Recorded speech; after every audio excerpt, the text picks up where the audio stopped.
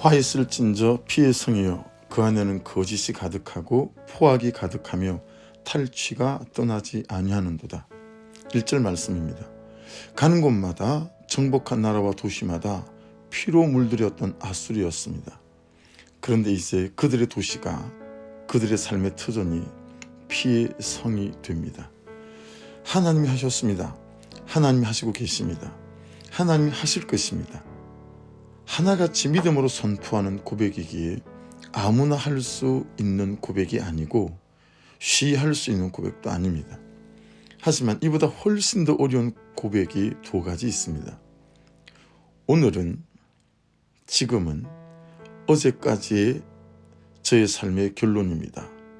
이런 고백입니다. 있어야 할 일이 있었습니다. 이런 고백이 아니겠습니까? 오늘이, 지금이 어제보다 아름답고 기쁘다면 더할 나위 없이 감사하겠지만, 오늘이 실패고 낙심이고 절망이라면 오늘은 어제까지의 제 삶의 결론을 받아든 것입니다 라는 고백은 참으로 어려운 고백입니다. 오늘 나에게 닥쳐진 사건이 기쁨의 사건이라면 환호성을 지르며 있어야 할 일이 있었습니다 하겠으나, 만일 그렇지 않고 오늘 본문 말씀처럼 피의 성을 이루는 사건이 닥쳐왔다면 있어야 할 일이 있었습니다 라는 고백은 고통 그 자체입니다. 침략자 니느웨의 악독은 차고도 넘치는 기록들이 남아 있습니다. 정복지마다 사람의 손과 발을 잘라서 돼지처럼 만들었고요. 귀를 자르고 코를 자르고 눈을 후벼 파내고 심지어 사람의 목을 잘라 줄로 이어서 도성의 문 앞에 걸어두고 필설로 다하기 어려운 잔인함이었습니다. 이제 그 일이 자신들에게 일어난 것입니다. 니느웨에 있어야 할 일이 있게 된 것이고요. 와야 할 일이 오게 된 것입니다. 니느웨가 정복자의 병거에 치이고 기병대의 죽임을 당하고 얼마나 많이 죽었는지 시체가 높은 더미로 쌓였고 도망하는 사람도 추격하는 사람도 시체에 걸려 넘어집니다. 이것이 이기고 또 이기고자 했던 아수르와 니느웨의 결론입니다. 4절에서는 니느웨가 온 세상을 홀린 창녀로 묘사되고 있습니다. 막강한 군사력과 권력을 앞세워 남을 착취하고 자신의 정욕과 욕심을 채우며 다른 나라와 민족을 농간하며 이기고 또 이기고자 했던 니느웨의 욕심을 말하는 것입니다. 정욕대로 하고 싶고 가고 싶은 대로 살았던 니느웨에게 이제 수치만 남았습니다. 5절에서는 치마를 걷어 올리워져 부끄러운 곳을 다 내보이는 수치와 부끄러움을 당한다고 말씀하고, 6절에서는 똥물을 뒤집어 쓰는 수치를 말합니다. 해서 7절에서는 두 개의 수사학적인 질문으로 묻습니다. 도대체 누가 니느웨를 위하여 애도할 것인가?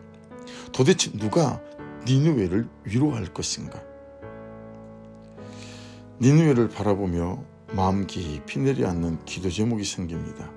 하나님, 오직 이기고 또 이기려는 정욕에 찬 삶으로 인하여 후에 눈물을 흘리지 않는 오늘을, 지금을 살게 하소서라는 기도의 제목입니다. 니느웨를 바라보면서 하나님, 이런 삶의 고백은 절대 하지 않게 하소서, 그런 기도 제목이 생깁니다. 있어야 할 일이 있었습니다. 지금 제가 받아든 이 삶은 어제까지의 제 삶의 결론입니다. 이런 고백 하고 싶지 않은 거죠. 그런데 참 잘 아는데요. 너무 잘 아는데요. 이런 삶을 살지 않게 하는, 말씀을 따라 사는 순종이 참 잘 안 됩니다. 거룩한 삶이 참 잘 안 되고요. 하나님의 임재가 있는 삶이 참 잘 안 됩니다. 하나님, 저를 불쌍히 여겨주십시오. 하나님, 저를 긍휼히 여겨주십시오. 날마다 말씀과 기도 안에서 육신과 정욕을 쳐서 복종시키는 사소한 선택에서 이기게 하여 주옵소서 해서 오늘의 적용 질문은, 계속해서 이기고 또 이기려고 하는 이 나의 정욕은 어떤 것인가 하는 것입니다. 또 하나는 주일 말씀과 더불어서 하나님 날마다 말씀과 기도 안에서 육신과 정욕을 쳐서 복종시키는 이 사소한 선택에서 이기기 위해서 내가 해야 할 것은 무엇입니까? 라고 하는 것입니다.